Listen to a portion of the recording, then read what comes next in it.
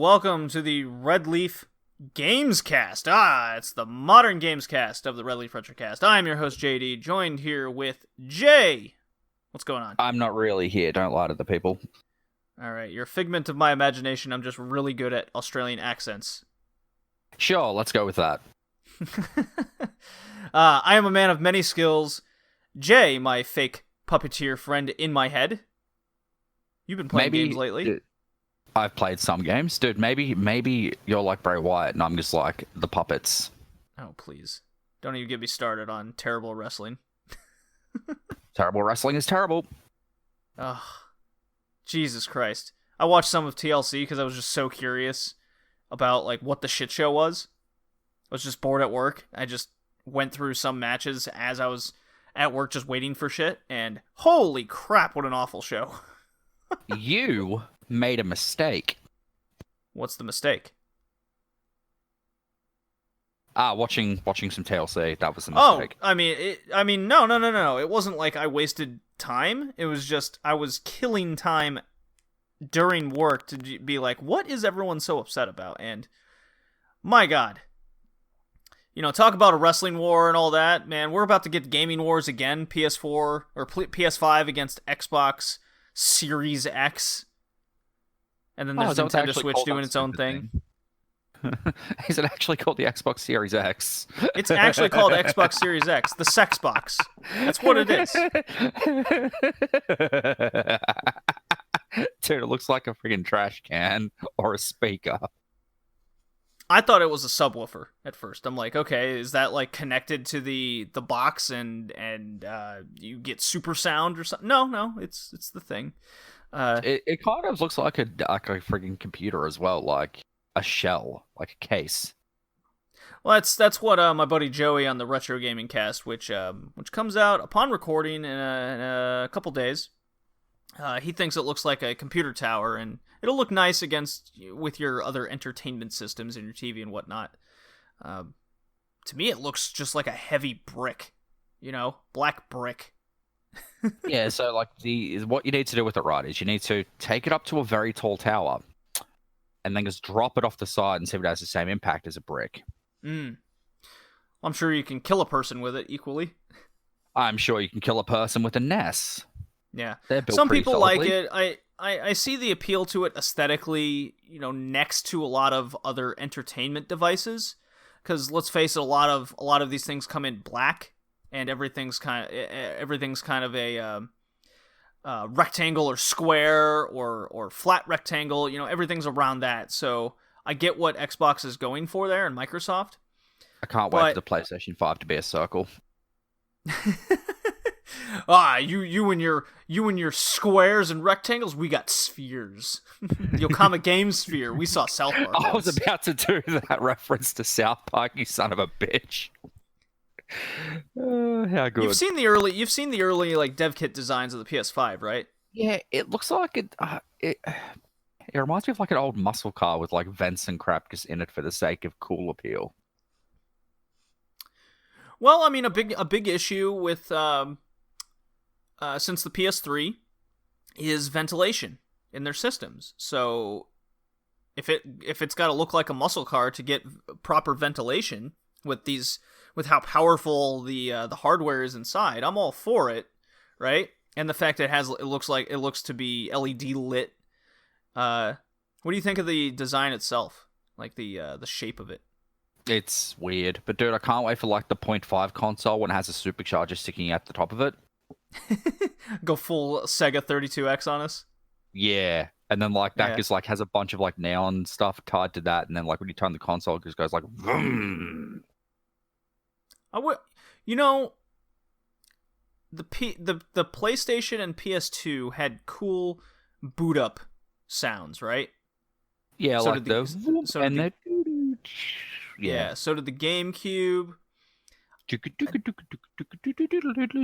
Even Xbox, to an extent, its first one, right? We haven't gotten that in a while. I kind of miss that.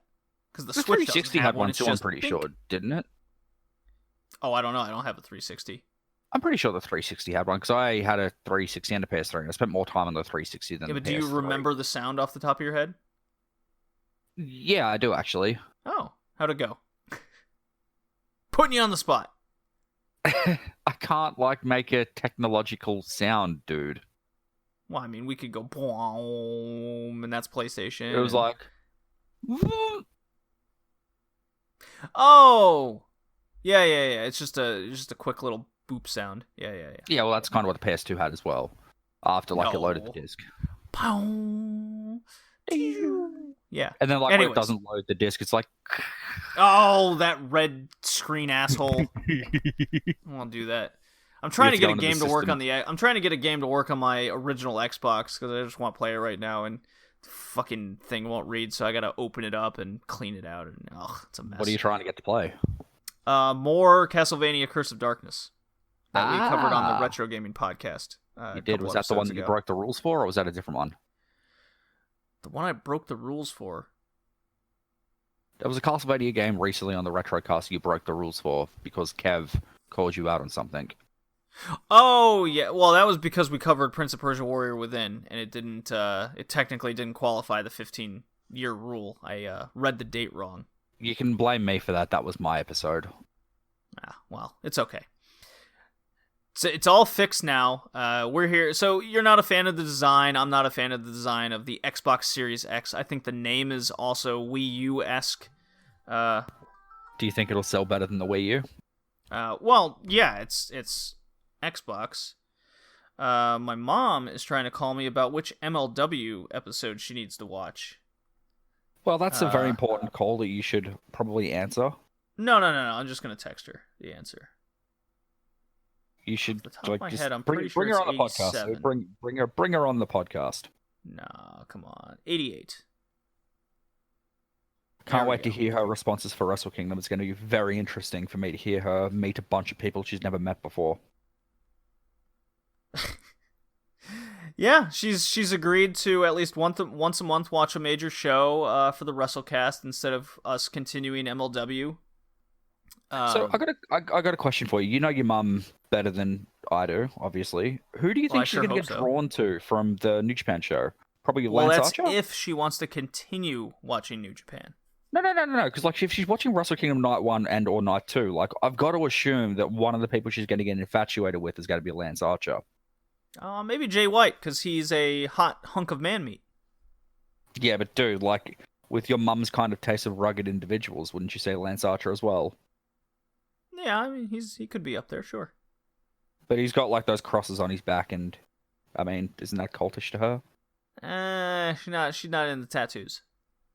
Oh, well, I guess your mum's not going to be into me. Oh, well.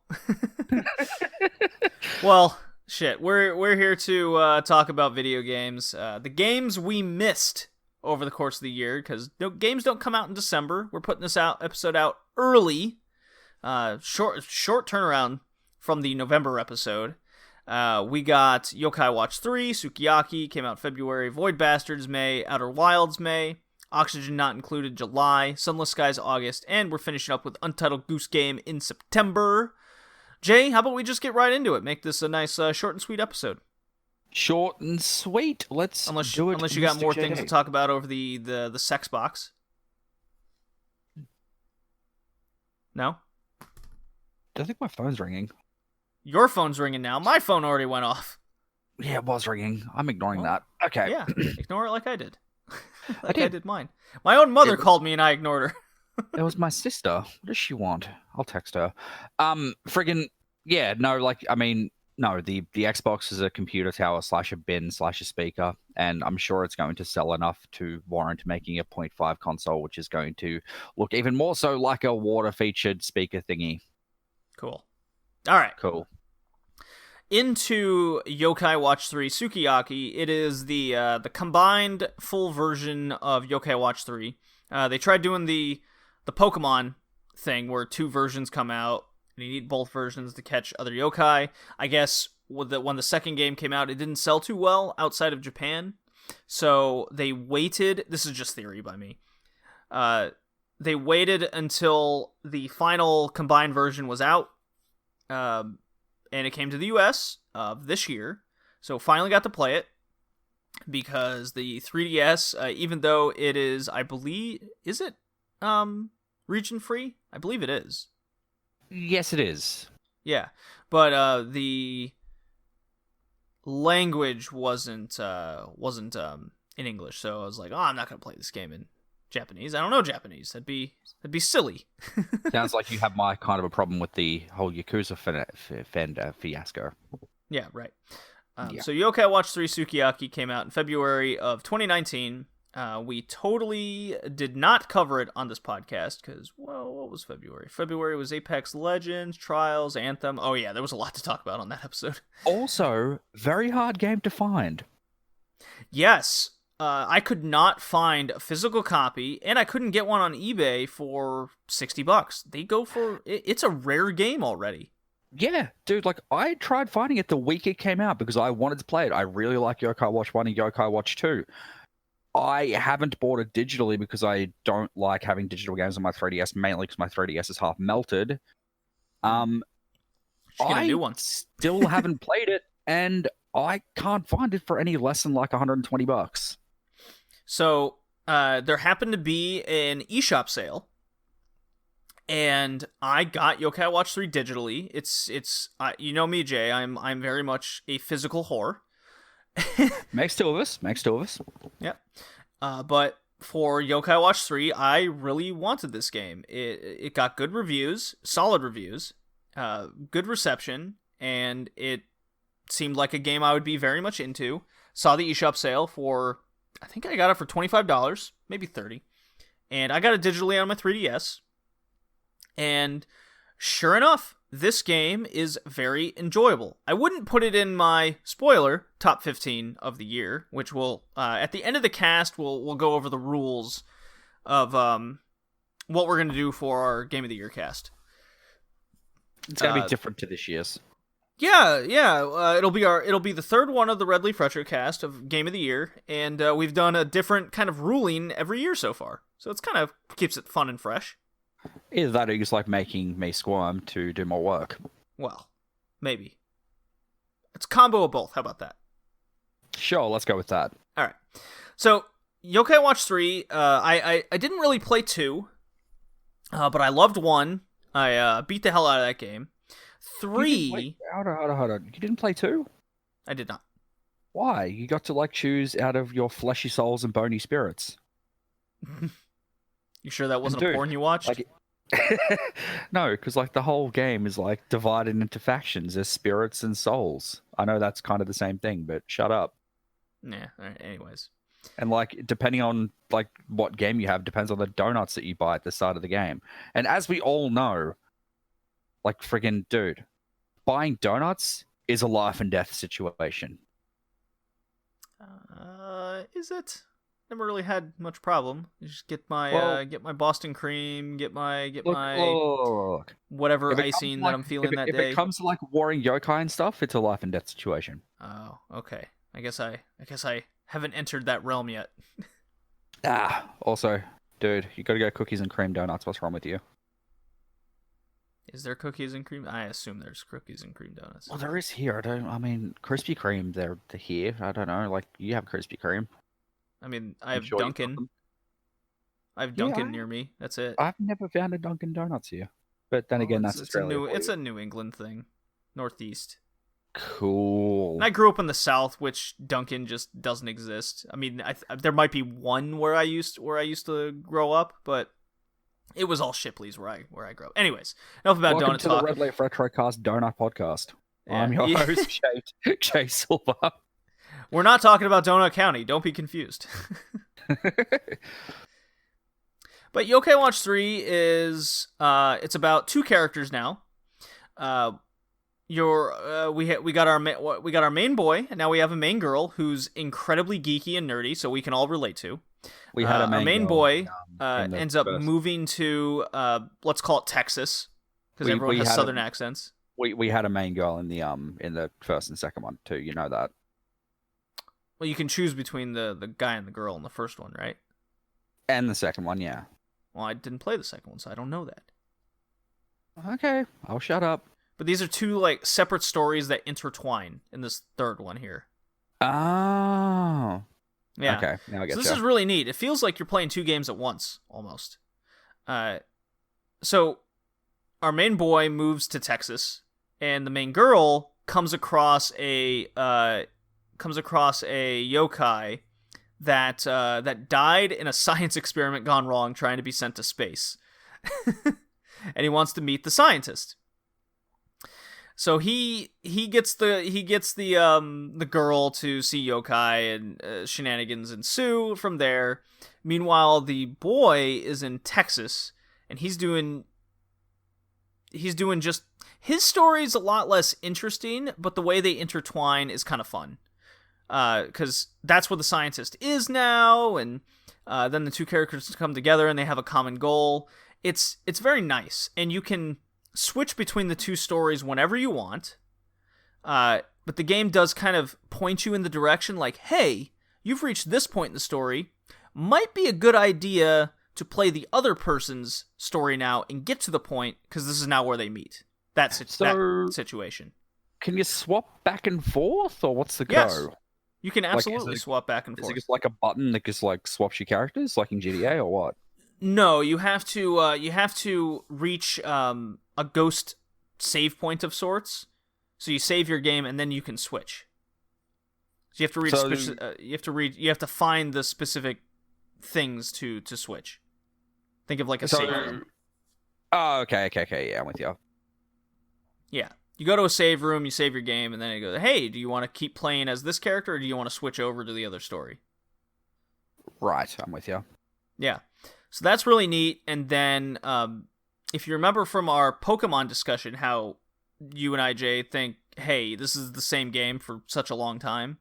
With big Pokemon. Yeah, now it has big Pokemon. Yokai Watch, the battle system has changed.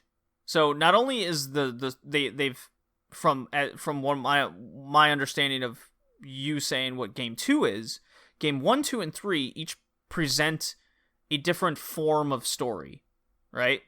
Game 2 has factions, game 1 has a beginning, middle, and end. This one has two characters with their own stories that intertwine, right? See, the combat in the second one is the same as the first one, though. Just throwing that out there. Okay.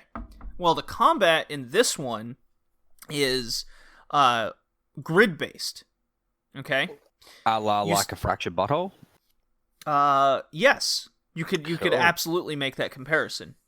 Now, it keeps the spirit, pun intended, of the previous Yokai Watch games, where you have your 6 yokai, 3 on the field, 3 in the bench, right? However, instead of just 3 in the field and they're attacking, now there's a grid to it. So it's still the same thing, Jay, but now it's expanded upon. It's elaborated on, right? They've added an element to it to make it more strategical, which is very enjoyable. Does it work kind of like you've got to pick your move, kind of like a la Pokemon now, or is it still kind of auto battle like the first couple?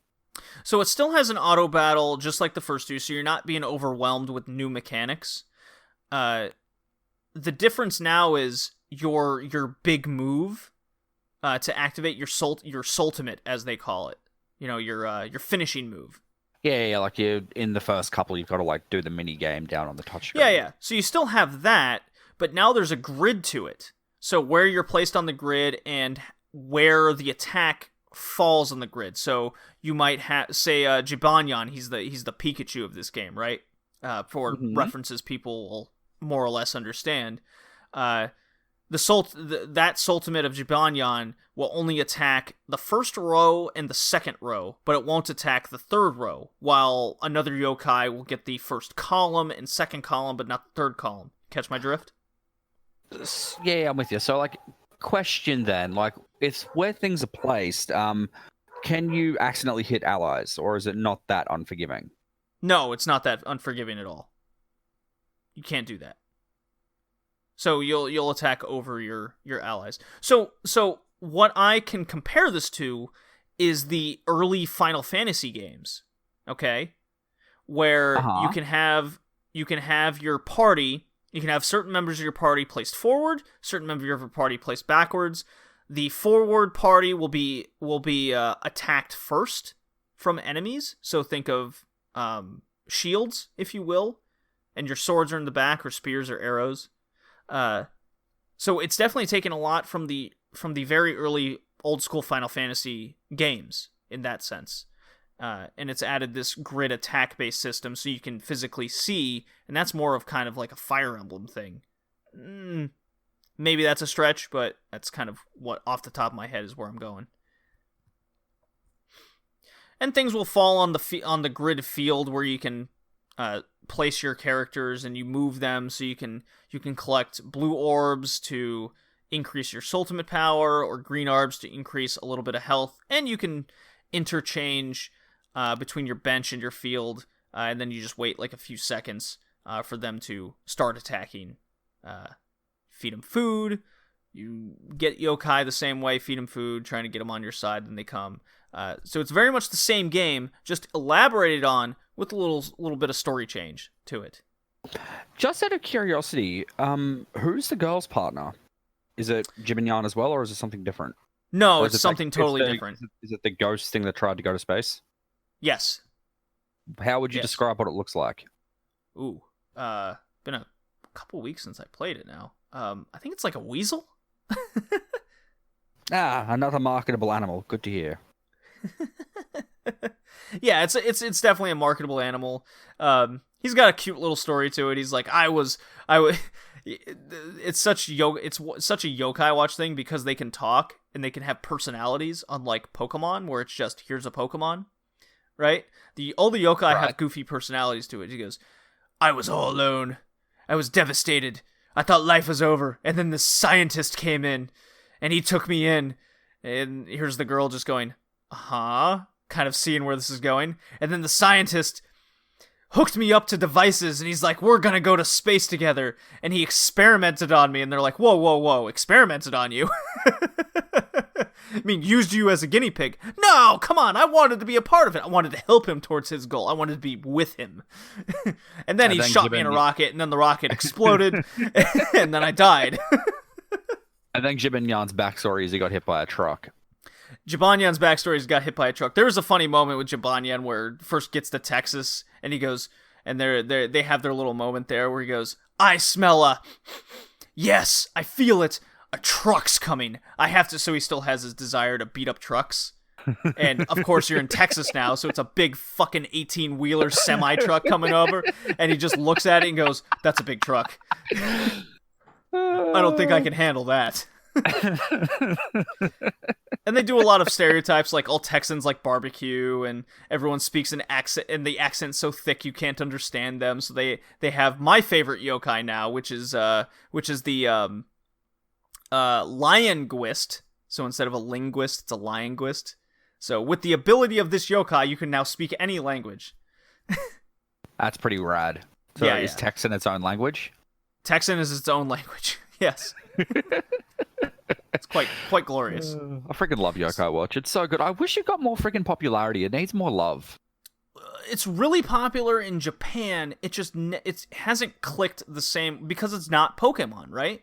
Pokemon's been around so long, people are more familiar with that. I agree. I just, like I said, I wish it got more love. But like, to be fair, dude, there are some really friggin' weird things in Yokai Watch that may not click with kids. Well, there's a lot of Japanese culture to it, absolutely. Also, like, dude, one of the yokai is a man's face on a dog. Well, yeah, that's Japanese, Japanese folklore. That is man face dog. I'm aware of this, but like, for a kid, dude, you're gonna look at that thing and be like, "What?" Well, look at it this way: if you're a small child, okay, you're very impressionable, and if you teach them things at that impressionable age, they will think it's normal. Okay? I'm with you. Here's an example. I go to Germany. In my impressionable learned phase as a uncultured American at this point in my life, I see an 8-year-old drinking beer. I think, those are the worst parents ever. What the fuck's going on? This is so weird to me. But in Germany, they go, he can have half a beer. He's 8. But what's just the the half. drinking age in Germany? 16 for beer. Huh. Right. Put Okay. half a beer with the parents, having some bratwurst during like Christmas. Hey, what's half a That's beer fine. gonna do? Fair enough. I It's not mean, like they're that's a getting them cultural drunk. thing. You can't really. Yeah. I mean, if Yes, that's a cultural exactly. It thing, is a like, cultural thing. If you teach people culture and it's considered normalcy to an outsider, yes, who's never been taught such things, that seems weird. Such as human-faced dog. dude, that kid is gonna grow up to have like a lead belly. Here's another example. You and I are fans of the anime, correct? Of like anime in general, or like the Yes. yokai watch anime. The anime in general. Okay. Okay. You have played games that are from Japan, such as RPGs and the like, correct? Correct. Okay. Are you familiar with the fabled high school story of a ghost in the like bathroom stall? Yes. Okay. In America, there is no such thing. In Japan, it's like every school. I think there's a friggin' anime based off of that that I've seen. Of course, it's in a bunch of anime. Uh, It's in fucking Harry Potter.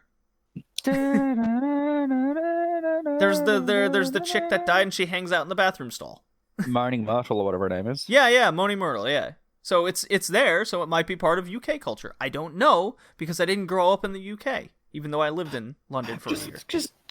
Just throwing this one out there, right? Like, you've got to assume that friggin' Hogwarts isn't a safe school. No, it's a horrid place that no child should ever be sent to. You kidding me? Glad we're on the same page. Yeah, kids die at that school. Okay? Yeah, they do, and it's like not a big deal. Like, cool, they're a ghost They're now. just like, wizards die, whatever. Like, fuck. I wouldn't want to go. Yeah, I want to go to the fucking human school. The point is, Yokai Watch could be a possible cultural integration into what Japan is. It's a cultural learning game. There we go. Dude, I said dude, I have an idea of like how to mix two things together that'll get it instant popularity, all right? Okay. What if we mixed Yokai Watch with Harry Potter? Imagine like all the friggin' ghosts and spirits you can get then. How are you nearly headless? I feel like a demon magic game exists. It probably does. In a way, is that not Harry Potter in itself? I think you are correct. Possible. Okay. Possibly.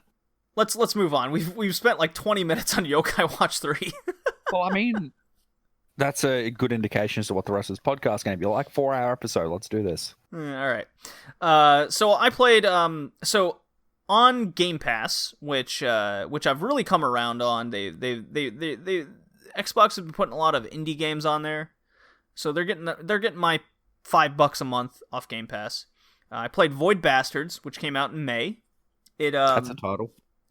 Yes, it's a good title. So these games we're covering all got good reviews. First of all, I didn't want to play bad games, right? That's for the rest of the year. You know, I played fucking Anthem for this podcast. I hate that game. So the games we missed are good games that we missed out on. That's the point of this one. Okie dokie. So Void Bastards, I checked it out. It's on Game Pass. Jay, you don't have Game Pass, do you? No, because I am a pleb who has an Xbox One, and in order for me to do that, I also need Xbox Live, and I have no monies. Did you ever thought about getting like a year's worth of Xbox Live? Well, what?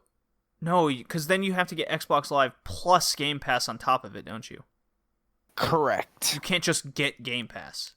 Correct. Oh, And that's if my stupid. Xbox Live expires and I still have Game Pass, I can't actually use the Xbox Game Pass. Oh my god, Because that's so that dumb. is stupid.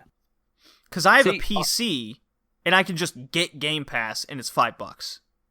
I just don't have access to some games.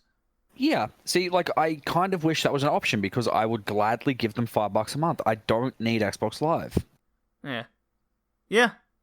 No, I mean, I didn't renew my my PS Plus because the whole reason why I got PS Plus was to put over 100 hours in Monster Hunter World.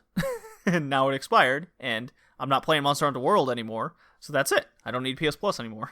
I'm still using PS Plus sporadically because me and a friend are, whatever reason, we've been on a freaking crafting game binge. Mm. Don't know why. Currently playing 7 Days to Die. Yes, people still play 7 Days to Die. You know what, Jay? I'm almost done with my scotch from recording the wrestling portion of the wrestling cast. I will be right back. I would love to hear your opinion over Game Pass as I refill my scotch. More, just fill time. How long do I need to fill? Okay, he's already gone. Sweet. Let's drive this ship straight into the ground. So, Game Pass. Like I said before, I think it's kind of stupid that, like, people on PC who don't have an Xbox One or whatever can just pay the $5 a month, because if they did that with the Xbox situation, like, they'll probably get a lot more memberships over on that side of things, because then you'd just be playing more and more and more and more games on the Xbox One, instead of me always using the freaking PS4 for things, unless it's an exclusive. And I know that the whole Game Pass thing adds all of the exclusives and stuff when they come to the Xbox One, but I would rather just buy the disc in that regard and come back and play it whenever I want to, without having to sign up for another goddamn membership of things that I'm not going to use. And I know that sounds counterintuitive, because I will have to spend more money in the long run, but I don't care. Physical media is my bae. Well, the other thing is you will actually physically own said item, right? That's exactly right, which is, once again, why I said I won't sign up to Game Pass. Well, this is why Google Stadia isn't working out, is because you don't actually own what you have. Because you have to buy said item, right? Plus the Google Stadia account, and once your Google Stadia account you can't access what you bought, which is a huge turnoff. Anyways, so let's get back on track here. I have for those wondering, I am drinking blended malt scotch titled Monkey Shoulder. I got it specifically to try it out, and it worked out with the Dragon Ball anime cast, in which you can check out RedLeafRetrocast. We reviewed Dragon Ball Sagas 1 and 2. Okay. Did you mix it with cola, or are you just drinking it straight?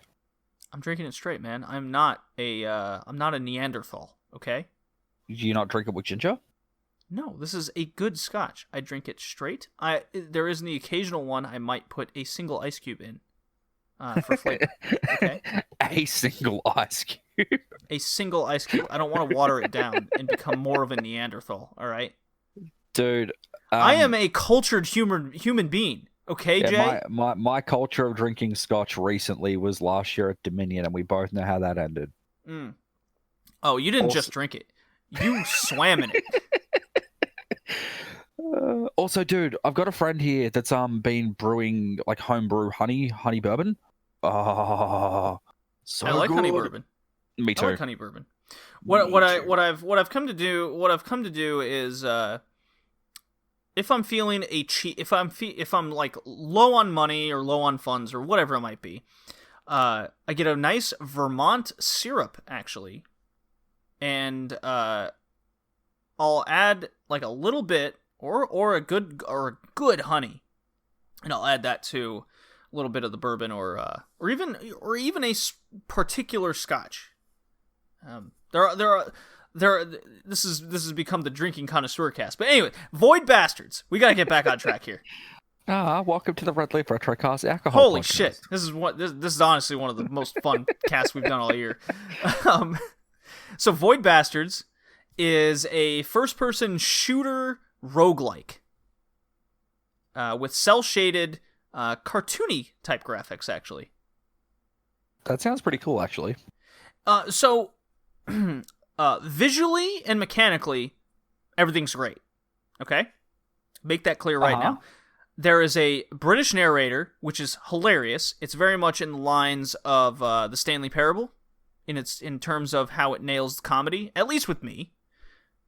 So you are a prisoner, and you are... how the game puts it out is... you're a prisoner, and you're essentially goo that gets dispensed at the edge of a galaxy, and then they just go, you gotta get to this location. right?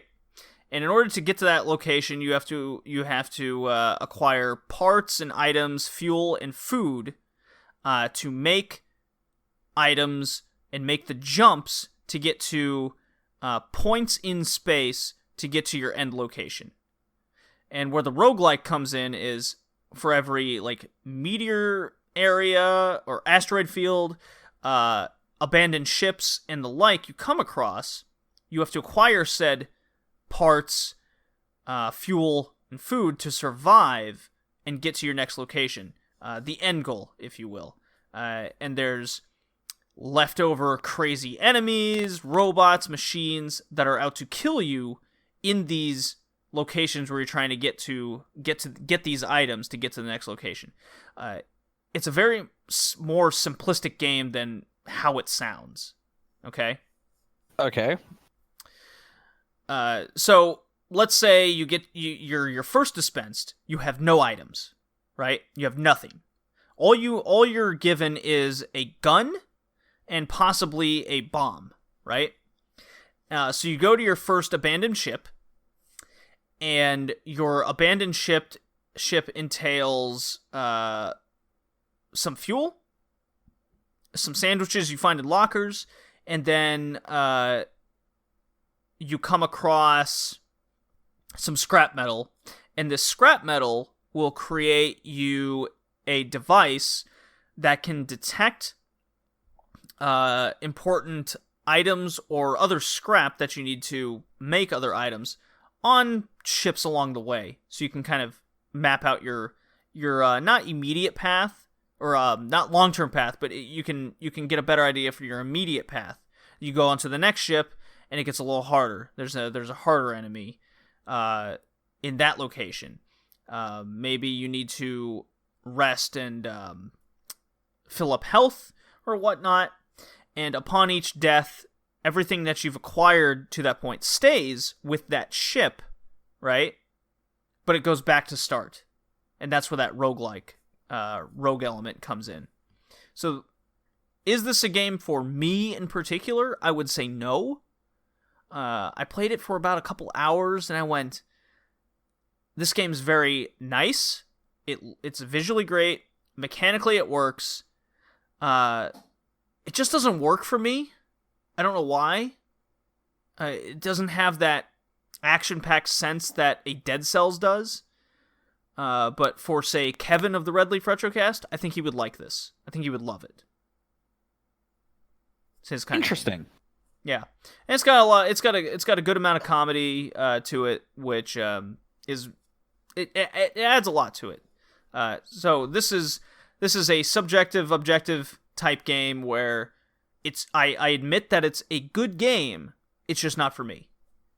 I have a very important question to ask about one of the features that you mentioned. Okay. What kind of sandwiches are they? They appear to be Italian-based sandwiches. Cool. Yeah. I'm going to assume it's an Italian BLT.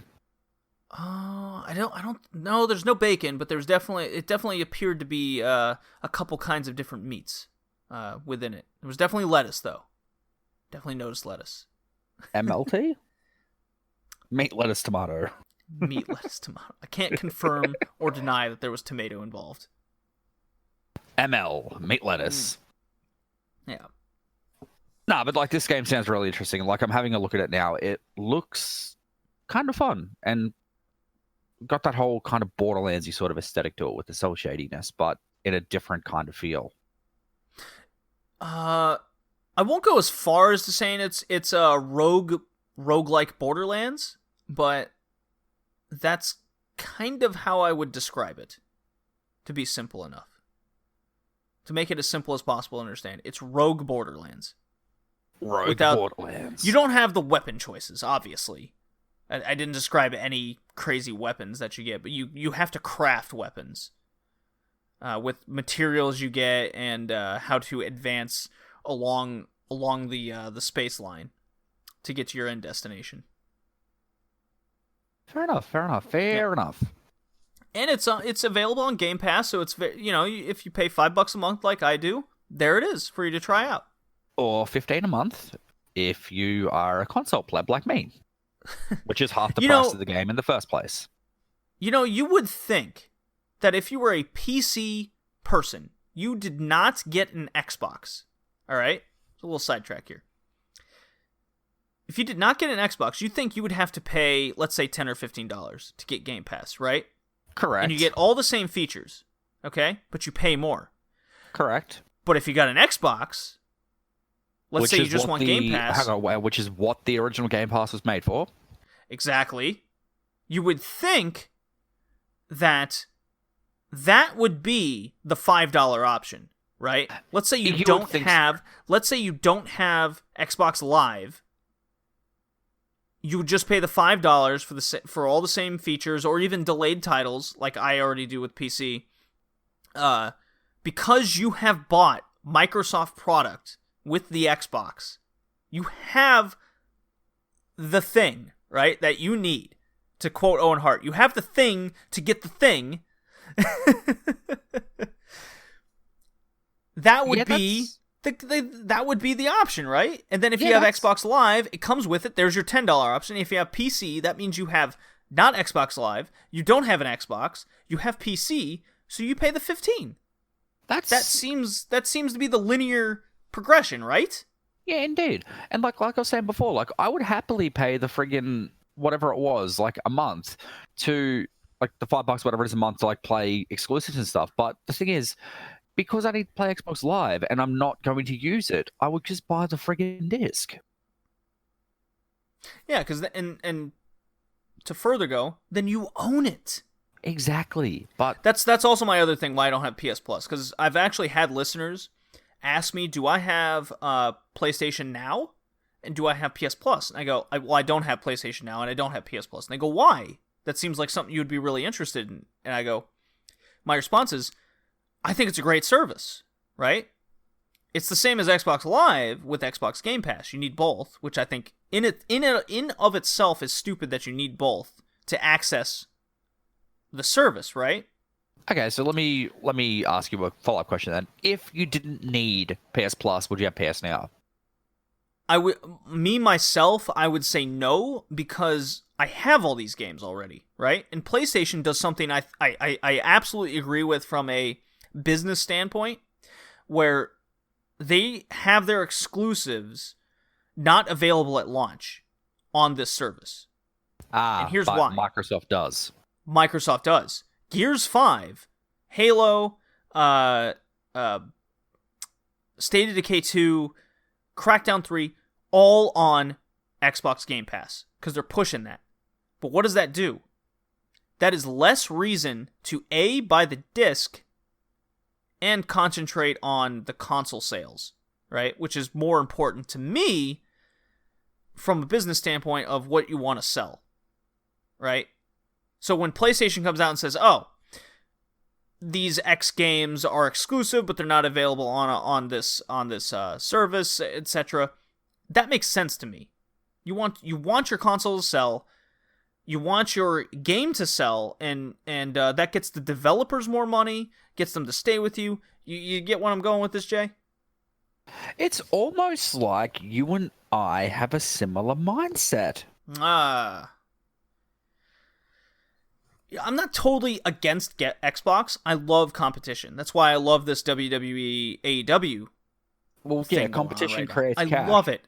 Competition creates cash. It creates innovation, and it exposes what needs to be fixed more. And if you don't fix the things that are broken, then you fail. And then in WCW's case, to make an old reference there, you deserve to fucking fail. Sega, great example. You created too much bullshit, therefore you deserved to fail. Is it a problem that it failed? I'm sorry, back to the wrestling topic for a second. I just need to throw this one out there, and I don't care. If anyone wants to come at me in regards to what I'm about to say, feel free to do it. But, dude, the last few pay-per-views that WCW did, they were in the process of rebuilding stars, or in the process of getting new talent over. They were doing everything that they were supposed to do right. It's just they left it too long.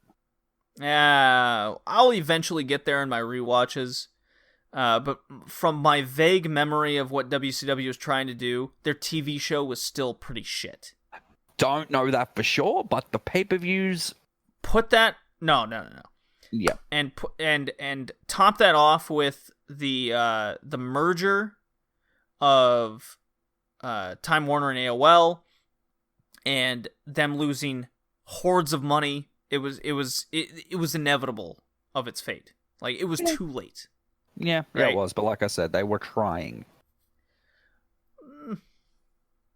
Look, get there when you get there. We'll discuss. I'll get there when I get there. I'm at the end of 1998. My rewatch for the WrestleCast, RedLeafRetrocast, WrestleCast. Go check that out. I work really hard on it, much more than I probably should. I'm gonna try and lessen myself in 2020. 2019 was, that was a lot of work in 2019. You had a 6-hour episode at one stage. What the hell is wrong with you, dude? I love my hobbies. Yeah, I know, I get that, dude, but like a 6-hour podcast is a bit crazy. So, yeah, I mean, they go 3.5 to 6 hours. I'm trying to cut them shorter. Hence, the idea with my mom with the whole. Anyways. Void Bastards again. I recommend the game if you're into Borderlands and if you're into roguelikes. Now we got to talk about Outer Wilds. It's my god, this game. Excuse me, Jay? I said Outer Wilds is Groundhog Day. Kinda, yeah. So this also came out in May, and so we missed 2 good games in May. What else did we cover in May? So in May there was Rage 2, a big hyped up game by Microsoft and Xbox. Team Sonic Racing, which I was a fan of the first Sonic Racing games. Ew.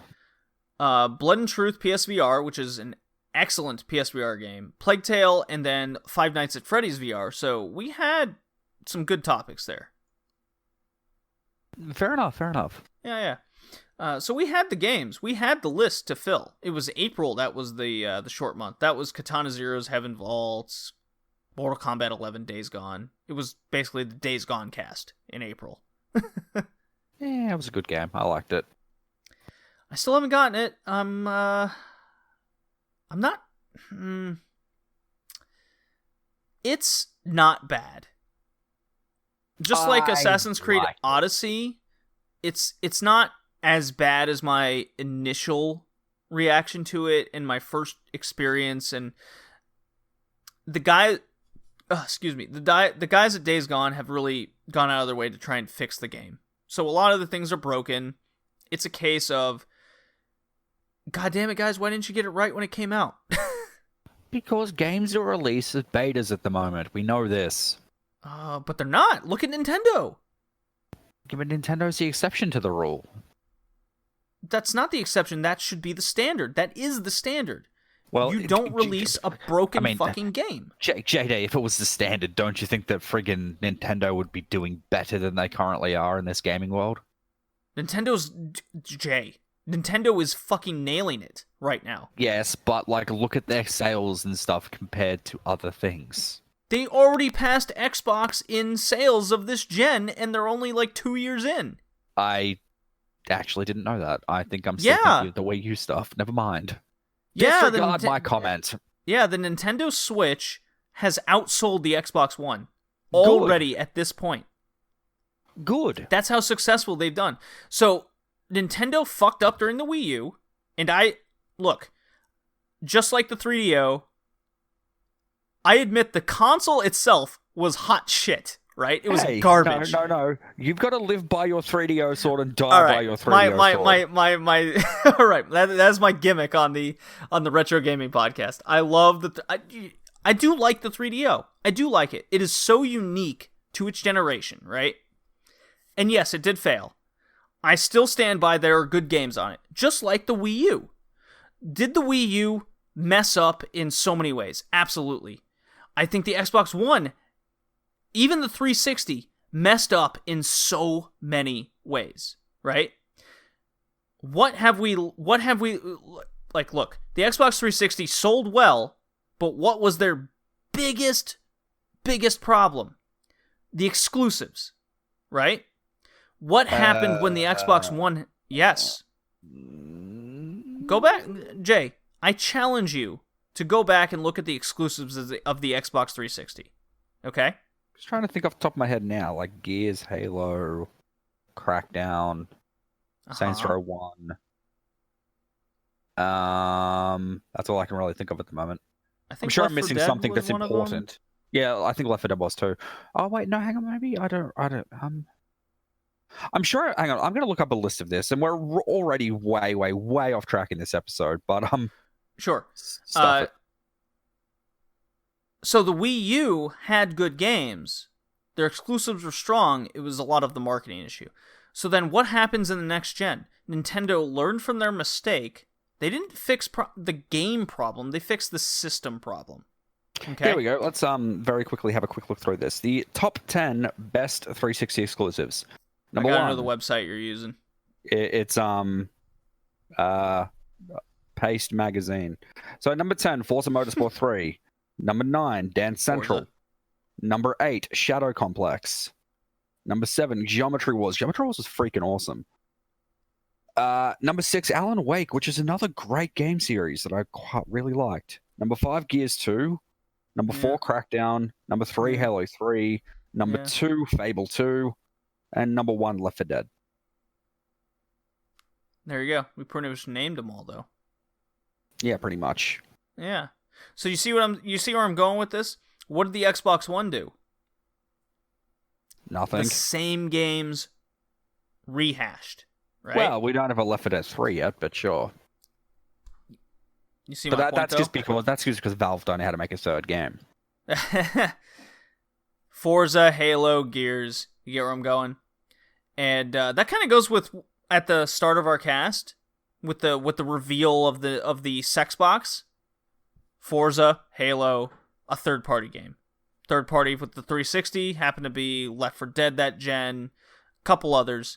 Oh, we've even got the Gears game announced, which is the XCOM Gears game. Oh, wait, I thought that's not out yet. Jesus Christ! Is it? Wait, is it? I actually don't know.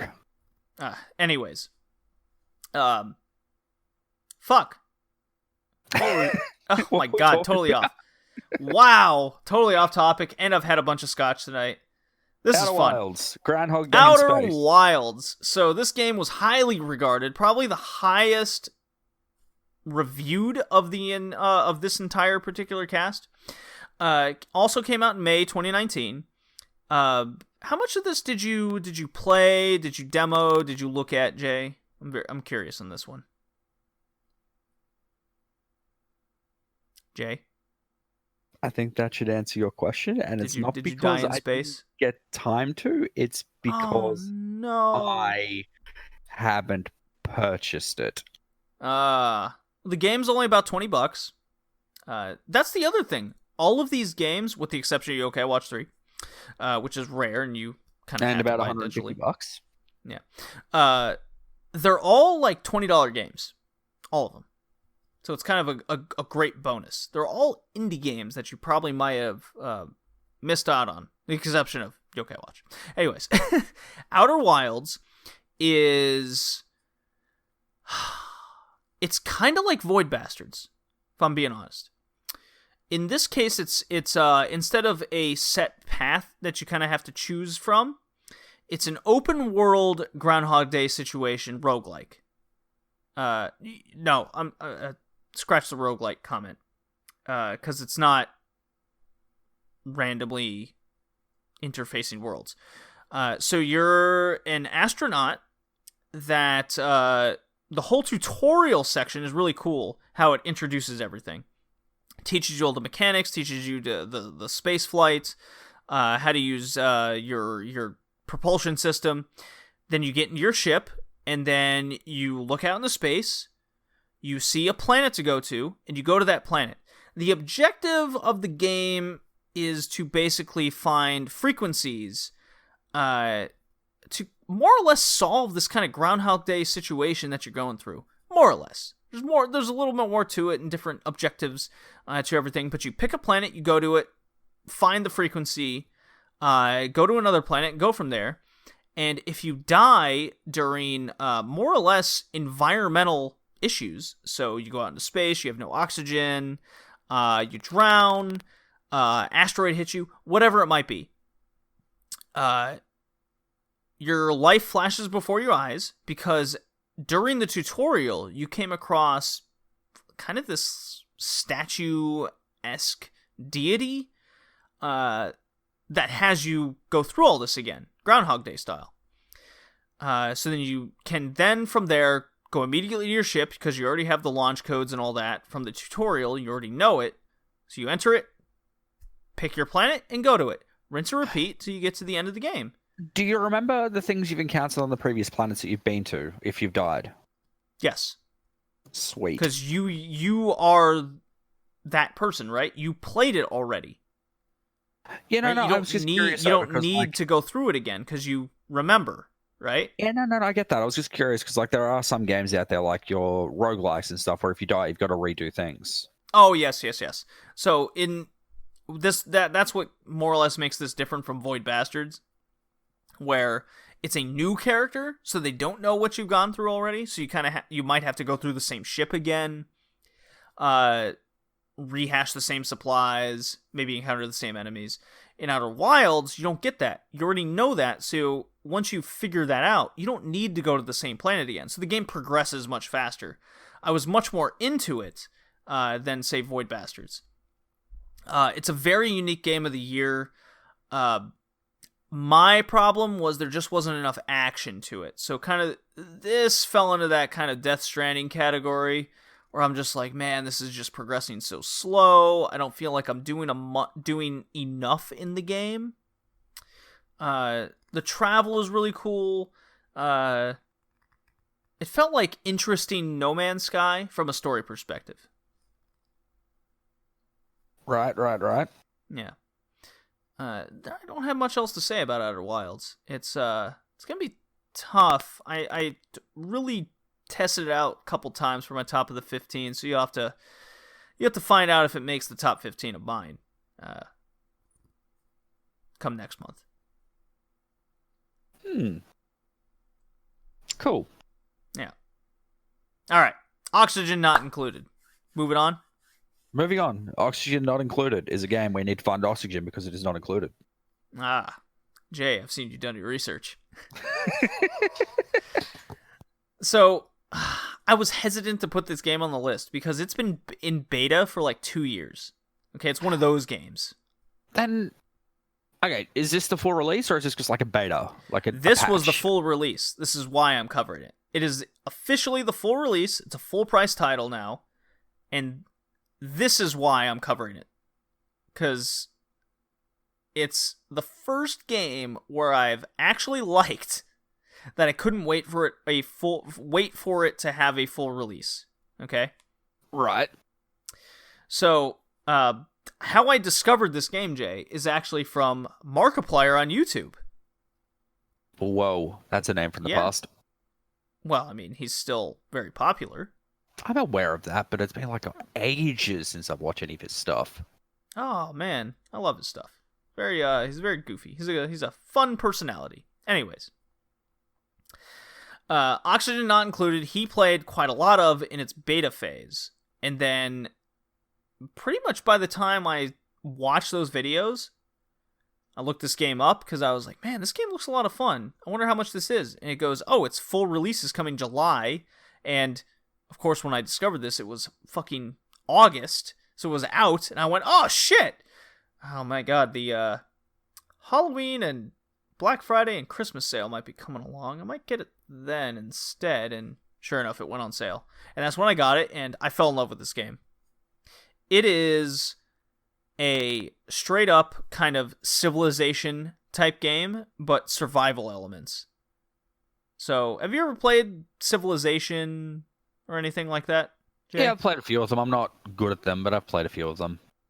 So this is kind of like that, where you are set up in a world, and you have to essentially create your state of living for this world, and survive. And Oxygen Not Included is, instead of just you're on a map, and you have goals, you have one goal, but the game sets you up in different maps. So this one, like the first level is an asteroid and it has all the water and oxygen you need, and then you have to build ways for food, excrement, biology, all the stuff you need to survive. But the main things are already there. Then you can go up to a different planet in which things are a little bit harsher.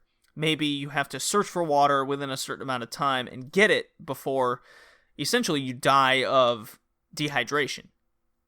And so on and so forth. So there's a lot of different planets that you can set out to conquer with oxygen not included. Get it? I get it. It's the name of the game. Yeah. It's point and click, everything. You have to really plan out 2, 3, 4 steps ahead. There is an easier option, which I highly recommend when you're first starting out the game, where when you want to check things out and check your situation, the game will pause, and then you can plan out your attacks, kind of like a Civ game, where it's in between turns, so to say. Or, if you want a higher challenge, everything's in real time. So time passes just as you do. So, of course, the game goes much faster. So they have to sleep, and you have to make sure they're fed on time. They get exhausted quicker. It's a really well thought out, mechanically driven game. It's a good strategy game. If it's not for everybody because it requires a lot of planning. Know what I mean? I get you.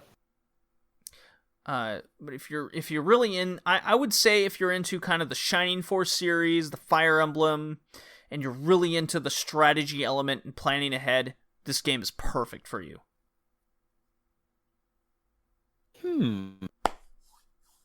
Cool. Cool, All right. cool. Sunless Skies. Gotta take a drink for this one. Another. I mean, I can't say it's a bit of the bubbly because it's whiskey. Oh my god, Jay. Proud moment before we get into Sunless Skies. You want to hear something that's I'm so proud of? Is it to do with bubbly? It has to do with the bubbly. Did you buy some bubbly? Oh, I did look on the site with my mom. I was like, do we want to do this for New Year's and give a... So we're going to Heavy Lies the Crown Beyond Wrestling on New Year's Eve. That is... So, for those that listen to the wrestling podcast, my own mother and I went to Beyond Wrestling on Thanksgiving, in which I had my mom as a heel sign, in which everyone goes, that's so mean. And I go, she's right there. And they go, ah! And she has cowboy shit sign for not Manswarner, fuck. One called Manders. Good times. She loved it so much, she wants to go back on the day after Christmas show and the New Year's Eve show, in which it's a bring your own weapons match in the main event. It's their shtick. And I proposed we get a bottle of a little bit of the bubbly from Chris Jericho, and we have a bottle as a weapon for the match. That could only end poorly, though. Her idea was we empty a bottle of shit champagne and print out a shitty copy that says a little bit of the bubbly. That is also going to end poorly. Well, it's still a fucking bottle going over someone's head, right? That's why I'm saying it's going to end poorly. It's got concussion written all over it. So she said no. The proud moment is she was at her office party for work, like a Christmas office party. Did somebody buy a little bit of the bubbly? No. Someone bought champagne, and she goes, at work, are we going to have a little bit of the bubbly? And she retorts to me, no one reacted, no one knew what she was talking about. And I go, well, did you explain it to them? That it's a wrestling reference? And she goes, no, I was already embarrassed enough. I was like, oh, you're a true wrestling fan now.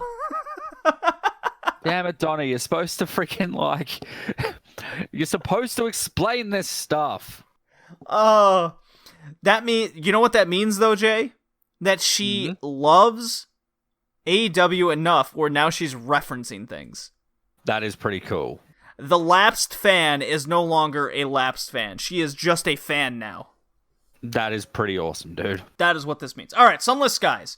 You are a captain, and you're on a train in space. Think of Galaxy Express 39. A lot of space games. You would be correct in this case. We're at 1, 2, 3, 4 in a row now. Woo! So, Sunless Skies, you're a captain on a train in space, and the entire game is in this kind of top-down view. You're guiding a train to ports, because space is in itself a sea. Follow me so far? You travel this. You get this train to travel to ports. You have a certain amount of fuel, certain amount of food. So you have to manage that quite well, actually, as I found out. And you have crew members, and the crew members have stories. Passengers have stories to pick up on the way. And you have your... this is where the game gets cool. You have a number of different objectives. Your captain's objective, you choose, can be to be rich, to be famous, to be rich and famous, to be a killer, etc. Unlike how I chose... Now, a very important question, and I know you're about to reference the same thing that I'm about to reference, is there the option of racist drug addict? That is not an option. So I actually chose the path. Game is 0 out of 10, and we should move on to Untitled Goose Game. No, I chose the path of wanting my name to be known, right? So it wasn't. I wasn't a criminal to become a legend and then eventually a myth. No, wait, a myth though. You know what I mean? Well, that's kind of the way. The game is very good. I don't think this is a game for, say, you, Jay. I don't see yourself getting enamored into it because it's a lot of text dialogue. Are you saying I can't read? No, I'm saying that there's not enough to it for more action-based gamers and more... The story's there, but because it's all text-based, yes, there's voice to it, but that's all it is, right? It's just text and voice. So, wait, does it read it to me, or do I actually have to read?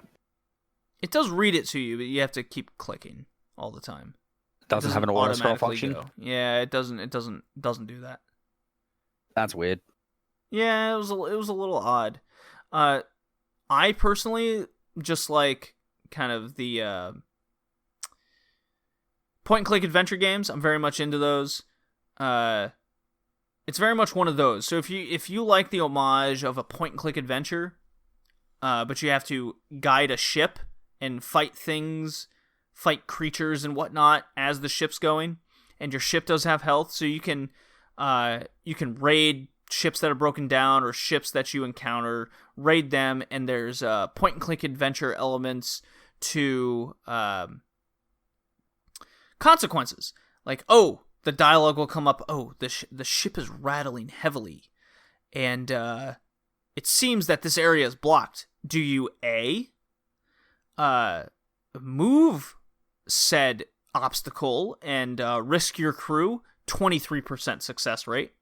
Do you, but there's chances of more booty, right? Or do you take on your spacesuit, in which your spacesuit is kind of old, 53% success rate, but you get less booty, and you might risk 2 crew members, right? Because they have to help you through it. There's a lot of dialogue like that, so it gets you thinking of risks and rewards. That is the whole concept of the game there, including your end goal. So, I know this may not be a good comparison, but another kind of text-ish sort of heavy game with risk and reward is FTL.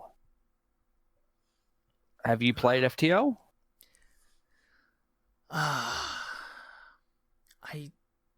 I'm pretty sure I have. See, I like that game. Let me triple check if I've played this. FTL Because I definitely know of the game. FTL's Check my really Steam good. account if I played it. Home. FTL. Don't you play the Jeopardy music on me. I know of the game. I have not played it. How about that? Wow, dude, you really should. FTL's really good. There you go. There we go. Another recommendation from the RedLeafRetrocast Modern Gaming Podcast. Go play FTL. Yeah. So that game came out in August. I recommend Sunless Skies if you're into kind of choose your own adventure games with risk and reward as a major factor. But it is more or less a point and click adventure with a lot of dialogue. So I can see people getting turned off quick.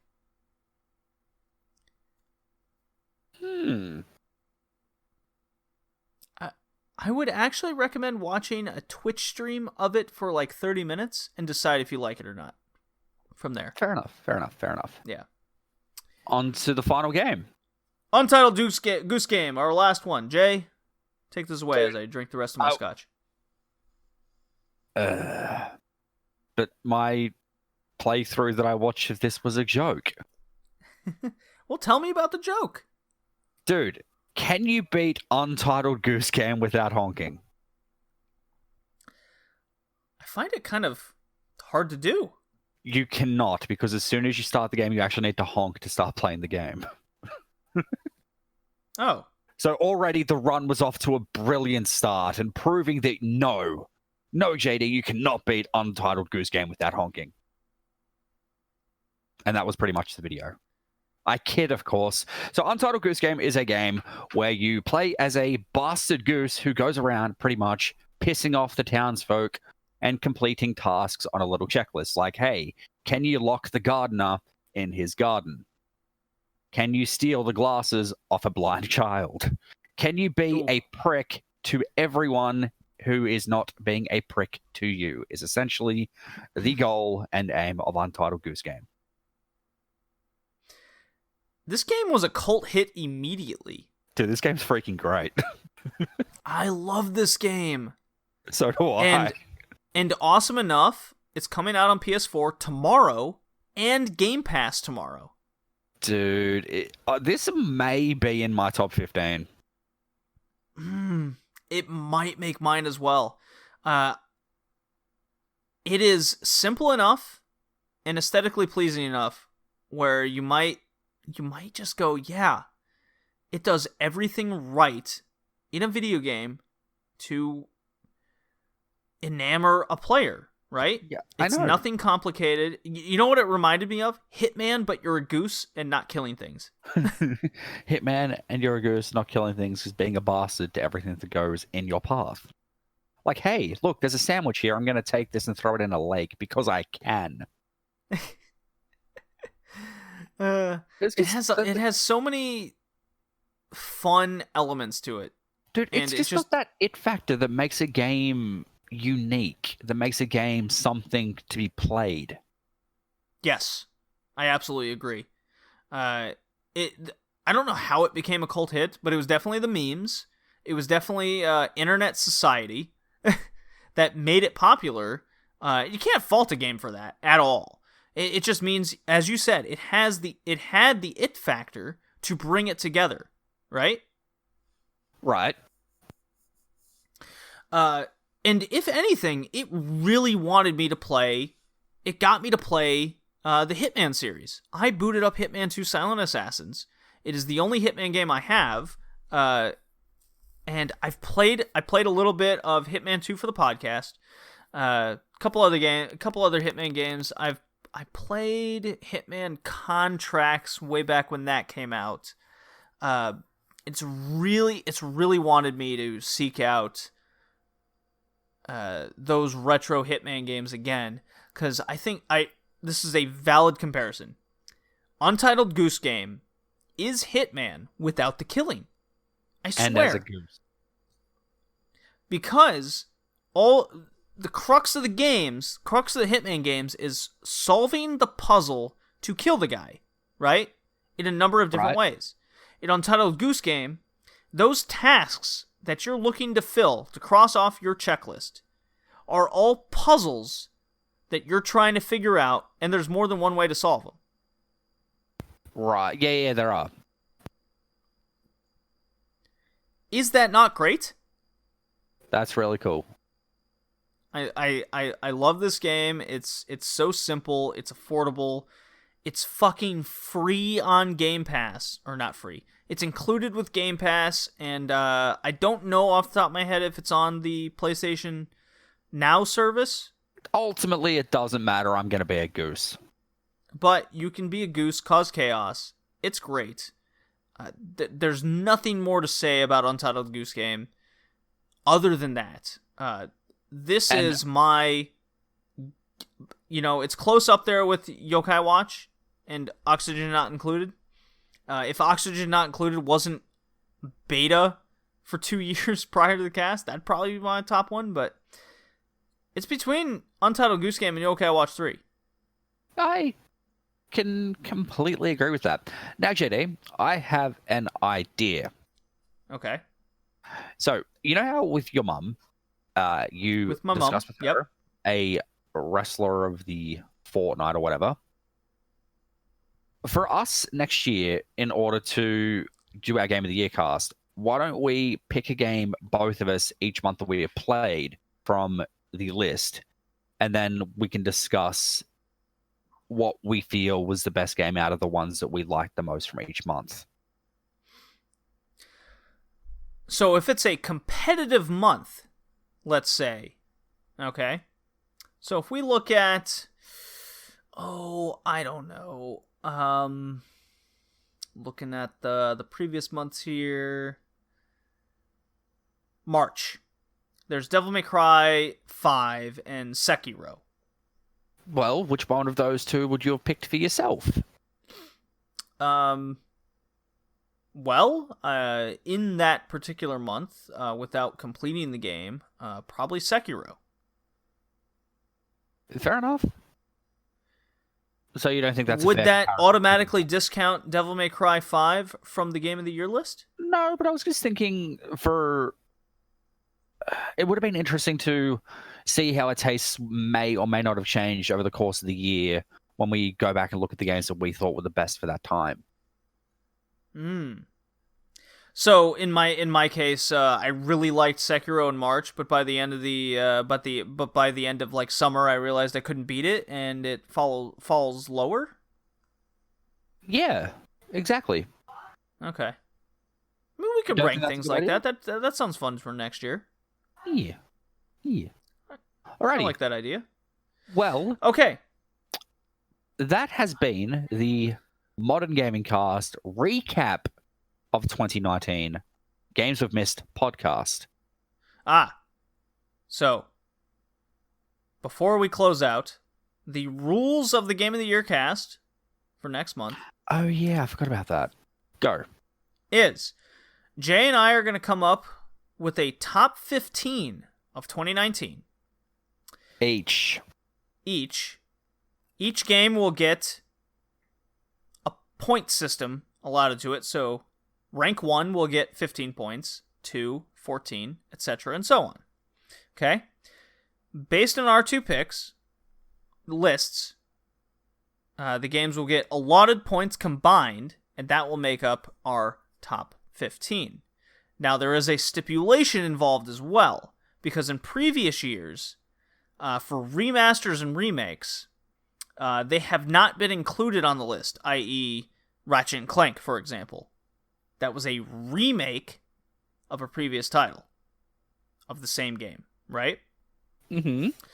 In this year's case, since the engines were so vastly different, in this case, Resident Evil 2 Remake, Legend of Zelda Link's Awakening Remake, Medieval Remake, in those cases, I think it's more than welcome to make an exception for them because they've changed the game so much and changed the engine so much of what they were originally made in. However, they are not allowed to be in our top 5. So, spoiler alert for both of us, we're probably going to have Resident Evil as number 6. Most likely. Yep. I hope you guys can understand that. We will reiterate it on the cast in January when that comes out. But let's face it, Resident Evil 2 has been out for 20 years, right? The game's there. Zelda's Link's Awakening, even longer. All they had to do was put it in a new engine. Everything else was already there to be made, right? True. You could already play the game. That is why we're capping it off at it can't be top 5. So, if anything, that makes our top 5 super interesting. It does, but dude. Both of those games are really good.